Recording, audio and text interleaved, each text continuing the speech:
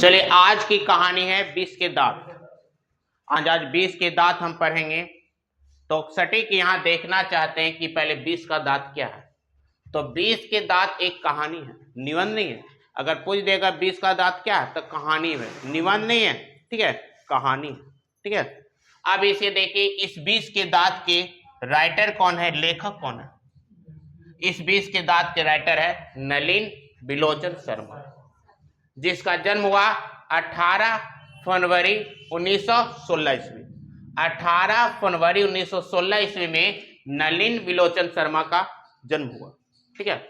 और इसका जन्म कहाँ हुआ, पटना के बदरघाट में।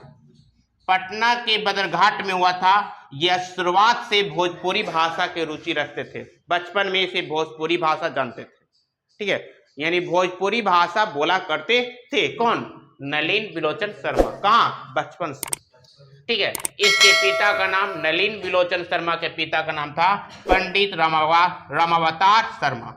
रामावतार शर्मा, पंडित रामावतार शर्मा थे। इसके सबसे बड़े बेटे थे, ज्येष्ठ पुत्र माने सबसे बड़ा, माने रामावतार शर्मा का सबसे बड़ा बेटा का नाम था नलिन बिलोचन शर्मा, ठीक है। इसकी माता का नाम था रत्नावती शर्मा। कौन सा पढ़ना, रत्नावती शर्मा। इसकी शुरुआत पढ़ाई पटना कॉलेजिएट स्कूल से हुई थी।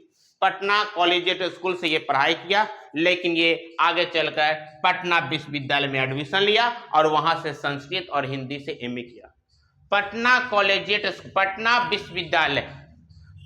विश्वविद्यालय से इन्होंने संस्कृत और हिंदी से एमए किया।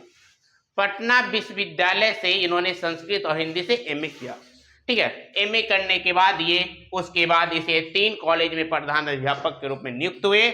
आगे चलकर ये प्रधानाध्यापक बने। पहला कॉलेज का नाम है हरप्रसाद दास जैन कॉलेज, इसमें प्रधानाध्यापक के रूप में नियुक्त हुए। दूसरा रांची विश्वविद्यालय में प्रधानाध्यापक के रूप में नियुक्त हुए, ठीक है। और तीसरा पटना विश्वविद्यालय में यहाँ प्रधानाध्यापक के रूप में नियुक्त हुए, ठीक है। 3 जगह प्रधानाध्यापक के रूप में नियुक्त हुए।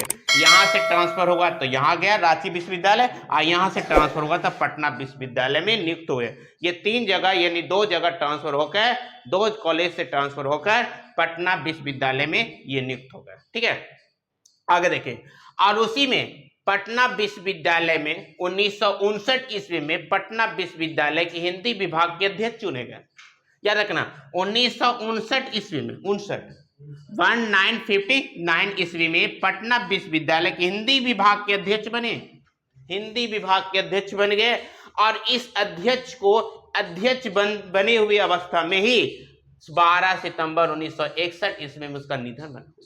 यानी अध्यक्ष पद पर नियुक्त होते हुए ही, यानी अध्यक्ष पद पर रहते हुए 12 सितंबर 1961 ईस्वी में उसकी निधन हो गई। किसकी निधन, नलिन बिलोचन शर्मा। ये आपका 20 के दांत के राइटर नलिन बिलोचन शर्मा का संक्षिप्त कहानी था, ठीक है। फिर अगले मिलेंगे नलिन बिलोचन शर्मा का शेष भाग।